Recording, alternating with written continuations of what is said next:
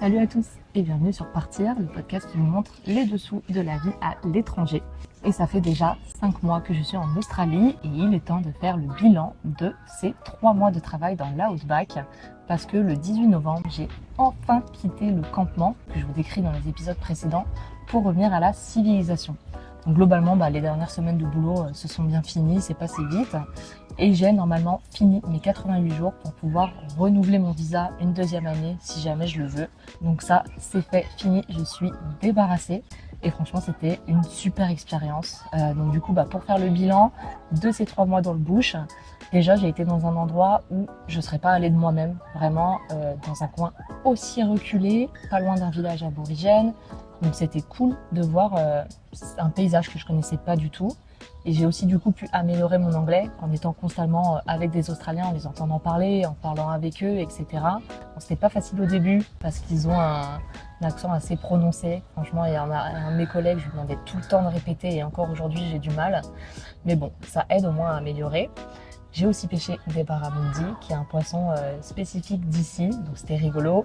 Et je me suis détendue, ça fait plaisir. Et si on parle du bilan au niveau argent, j'ai mis entre 12 et 13 000 dollars australiens de côté. Donc c'est à peu près 8 000 euros, donc pas dégueu du tout. Mais je voulais quand même qu'on parle un peu des jobs en Australie parce qu'on entend beaucoup ouais, en Australie, on peut grave gagner de l'argent, on peut grave se faire de la thune, blablabla, blablabla. Donc oui, on peut gagner de l'argent. Moi, j'ai mis 12 000 de côté en 3 mois, donc franchement, c'est super. Mais c'est parce que j'avais zéro dépense. J'étais nourrie, logée, donc ça aide. Et j'enchaînais parfois jusqu'à 60 heures de travail, juste sous 30 degrés, à se lever à 5 heures tous les matins. J'étais complètement coupée du monde extérieur. J'avais des fois jusqu'à 15 jours sans jour de repos. Donc c'est un certain rythme, on enchaîne pas mal. Et ceux qui gagnent beaucoup, ils peuvent faire jusqu'à 70 heures par semaine. Donc vraiment dans des conditions qui ne sont pas les meilleures du monde. Donc c'est possible de gagner de l'argent. Mais il faut bosser pour ça, c'est pas le plus facile. Et c'est pas en bossant un petit 35 heures tranquillou comme en France qu'on va gagner des sommes assez élevées. Donc voilà, faut le savoir. Bref, fini le travail. Et du coup, début de l'aventure, je suis de retour dans le Queensland. Donc c'est l'état où j'étais avant d'aller bosser. Et cette fois-ci, je suis d'abord allée à Cairns. Donc c'est vraiment tout en haut de la côte Est. Donc là, reprise en douceur des vacances, vraiment. Végétation super belle, il fait super beau, il fait chaud, tout va bien. Et c'est fou de voir les différences de paysage entre les différents états. Vraiment, ça n'a rien à voir. Dans le nord, j'en étais plus avec une terre rouge, un peu plus sec. Là, c'est une végétation très dense, il y a plein de palmiers partout, l'eau turquoise, etc. Donc ça n'a rien à voir. Mais en même temps, de comparer ces deux états, le pays est tellement grand. C'est comme si je voulais comparer des paysages du Portugal avec des paysages, je sais pas, de République tchèque par exemple. Donc, normal que ce soit un petit peu différent. Et donc, pour ces vacances, je me décide de faire un road trip tout le long de la côte Est pour descendre jusqu'à Sydney. C'est quelque chose qui se fait beaucoup. Et puis déjà, qu'est-ce qu'un séjour en Australie sans faire de road trip? Vraiment ici, limite le pays, on dirait qu'il est fait pour les road trips, quoi. Les Australiens, ils bougent beaucoup. Partout où on va, il y a des toilettes accessibles, douches accessibles, des petits endroits pour pouvoir installer sa tente, son véhicule, etc. Franchement, c'est super bien fait, c'est super pratique. Donc, mission, organisation du road trip. Et pour faire ça, il y a plusieurs moyens, plusieurs options. Soit prendre un pass de bus en illimité sur une certaine période. On peut aussi louer une voiture aménagée ou un van aménagé. Une voiture avec une tente de toit ou avoir juste sa petite tente à côté, où on peut avoir son propre véhicule aménagé. Et autre chose qui se fait aussi ici, c'est de trouver un travel buddy. Il y a des gens qui ont des voitures et qui vont poster des petites annonces sur les groupes Facebook du genre Hello, je suis à Cairns, je prévois d'aller jusqu'à Sydney de telle date à telle date. Si quelqu'un veut se joindre à moi et partager les frais de la voiture, etc., let's go.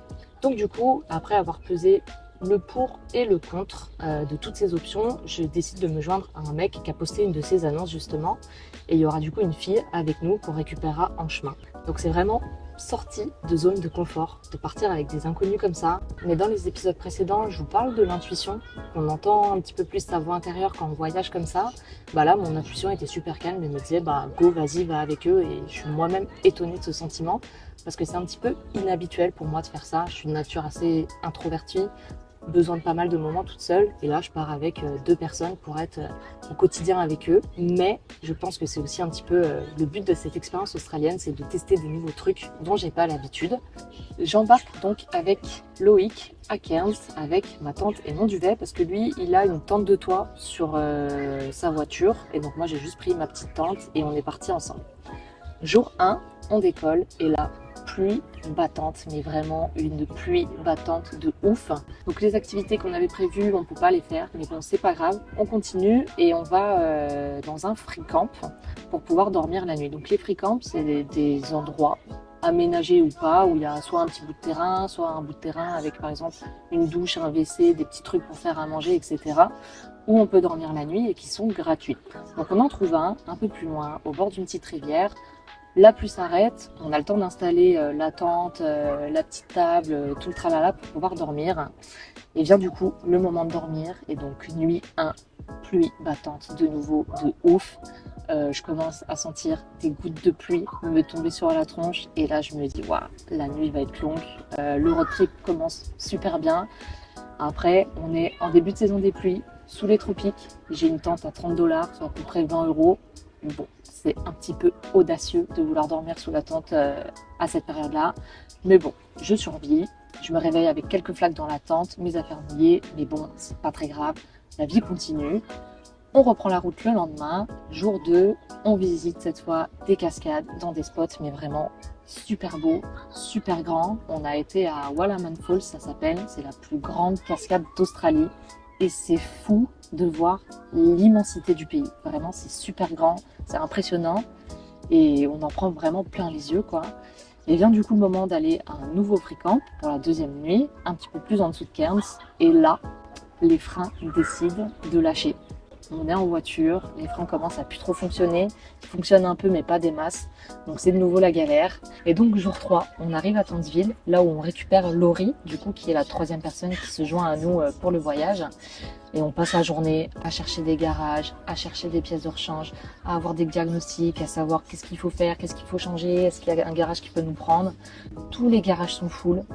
Il y en a un qui découvre qu'il y a une pièce à changer sur la voiture. Et là, en fait, on apprend que la pièce ne se fait plus, qu'il faut en trouver une de rechange, une d'occasion, etc. Enfin bref, une galère sans nom. Finalement, on finit par trouver un garage et la pièce qu'il faut, mais ça va prendre 1 à 2 semaines pour tout réparer. Donc, on décide avec Laurie de laisser le conducteur sur place et nous de reprendre notre route parce qu'on avait réservé des activités dans des villes un petit peu plus loin. Donc on dit au revoir à Loïc en espérant le revoir d'ici 1 semaine, qui nous récupère en cours de route une fois que tout est fait. Donc voilà, road trip le plus court du monde, c'est-à-dire 2 jours. Mais ça fait partie du périple, voilà, c'est les aléas du voyage, on va dire, ça fait partie du jeu. Et au final, si tout se déroule bien, on n'a rien à raconter à la fin. Mais c'était quand même plutôt réconfortant pour moi de voir que je pouvais me débrouiller en cas de galère, quoi. Parce que j'ai dû appeler plein de garages, c'était tendu de comprendre les Australiens au téléphone, avec leur accent, avec des termes un petit peu techniques, etc. Et au final, j'ai su me débrouiller et trouver des solutions, donc expérience plutôt positive finalement. J'ai pu prendre confiance en moi.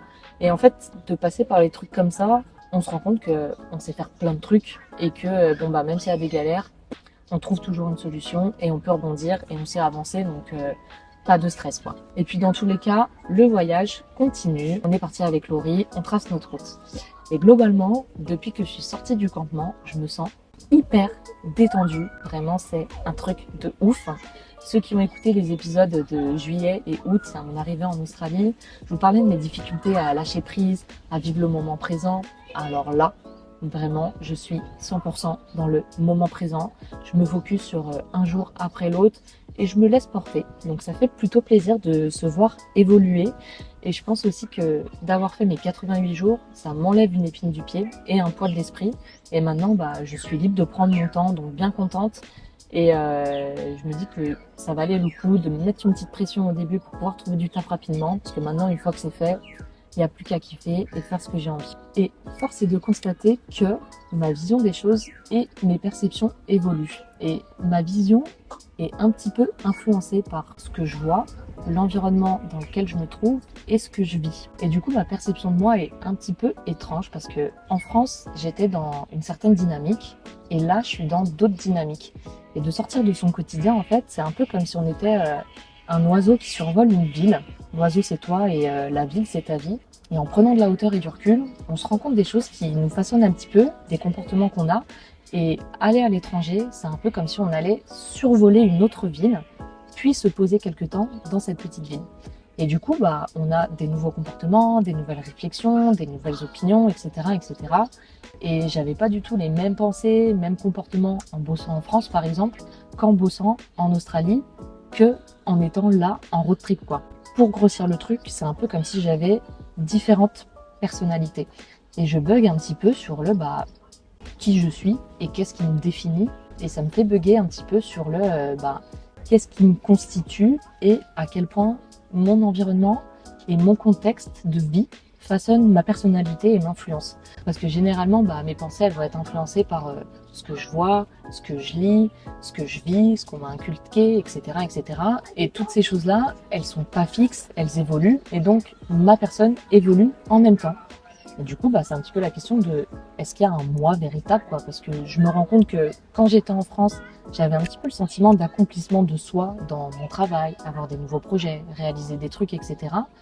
Et là, en fait, par exemple, en road trip, je suis juste là, sans avoir de but. J'accomplis rien, je fais rien de spécial. Et du coup, qu'est-ce qui reste de moi derrière? Et ouais, c'est un petit peu la question, quoi. Donc, je grossis un peu le truc, mais c'est pour vous donner une idée. Et c'est assez fou parce que rien qu'en 4-5 mois, je vois comme mes dynamiques et mes comportements ont évolué. Je suis plus relax, je pense moins au futur, je suis ok de lâcher prise et juste me laisser porter, par exemple. C'est des petits trucs, mais ça remplit un petit peu le quotidien en général. Et bon, je pense que on a quand même une part de notre personnalité qui reste la même parce que je suis toujours à apprécier les mêmes choses plus ou moins, je suis toujours assez chill, assez calme, etc. Mais c'est quand même intéressant de prendre du recul et ça permet, je pense, de se détacher de ce qui nous convient plus trop et d'aller vers ce qui nous convient un petit peu plus. Et en étant l'oiseau au-dessus de sa ville, on peut voir les choses dans leur ensemble. Par exemple, en étant piéton dans une rue de cette ville, on peut kiffer cette rue où on habite, on s'y fait, on trouve qu'il fait un petit peu chaud dans la maison dans laquelle on habite, mais c'est pas grave, on s'habitue et puis voilà, quoi. Et en étant un oiseau, c'est-à-dire en prenant du recul et en sortant de cette rue et de cette maison qu'on connaît et où on s'est habitué, on peut voir que s'il fait chaud, en fait, c'est parce qu'il y a un feu derrière la maison et que c'est en train de cramer. Et du coup, c'est peut-être pas si ouf d'être là. Et en allant survoler un petit peu plus loin, on se rend compte qu'à 2 rues plus loin, il y a une maison avec des arbres fruitiers, une petite rivière, et on s'y sent un petit peu mieux. Donc j'utilise cette métaphore, mais c'est vraiment pour illustrer le quotidien qu'on peut avoir. Par exemple, voilà, moi j'étais à Lyon, bon c'était bien, il y avait des tensions un peu au taf, mais voilà, j'étais dans mon petit truc tranquille. Et maintenant que j'ai pris du recul, j'ai pu voir que il y avait des choses qui influençaient le boulot et que c'était peut-être pas si ouf que ça. Et j'ai vu une autre manière de travailler, un autre environnement, d'autres dynamiques. Et du coup, je me rends compte qu'il y a d'autres trucs qui me correspondent un peu plus. Et en voyageant, du moins en partant vivre ailleurs, on vole non seulement au-dessus de sa propre ville, mais aussi au-dessus d'autres villes. Et je pense que c'est ça qui est intéressant, c'est qu'on va aller piocher à droite à gauche des choses qui vont nous correspondre un peu plus. On va laisser en cours de route des choses qui ne nous correspondent plus. Et du coup, on en revient à ce que je disais plus tôt, c'est que on change d'environnement, on change de contexte, et du coup, nous, on change avec ça. Et du coup, qui on est si on évolue autant en changeant d'environnement. J'espère que ça fait plutôt sens et que c'est assez clair la manière dont je l'explique. Donc voilà, et ceux qui ont déjà habité dans des endroits différents, je serais curieuse de savoir si vous aussi, vous avez déjà eu un petit peu ces questionnements de personnalité, où vous êtes vu évoluer et à quelle mesure, d'à quel point vous vous êtes vu évoluer. Donc si c'est le cas, je serais curieuse que vous me le dites en commentaire et qu'on puisse échanger un petit peu là-dessus. Mais du coup, ma conclusion de novembre, c'est que c'est un petit peu perturbant de partir à l'étranger. Je pense que ça nous influence beaucoup dans notre personnalité, nos comportements et notre personne globalement. Et on se voit passer par plein d'états, on se voit changer. Mais c'est plutôt positif parce que en prenant du recul, on tend à aller vers quelque chose qui nous correspond un peu plus. Moi, je sais que là, ça m'aide à être beaucoup plus alignée avec ce que j'aime faire, les personnes avec qui j'aime être, etc., etc. Donc, ça vaut plutôt le coup, je pense. Et au-delà de tous ces changements d'état, d'esprit, de sentiments, etc., on voit des paysages de ouf. Il y a de la nouveauté, il y a de la découverte. Donc ceux qui aiment bouger, franchement, ça fait plaisir. Moi là, en ce début de road trip, j'ai vu, je pense, les paysages les plus beaux de ma vie. Et je sais que c'est pas fini. Donc je vous dis rendez-vous dans un mois pour vous partager les avancées du road trip, vous raconter un petit peu comment ça se passe, parce que jusqu'ici, là, au moment où je tourne ce podcast, c'est un petit peu la galère. C'est pas vraiment une partie de plaisir, pour être très honnête. Il y a des bons côtés, mais il y a des côtés un petit peu galères. Donc je vous raconte tout ça dans le prochain épisode et je vous dis à bientôt.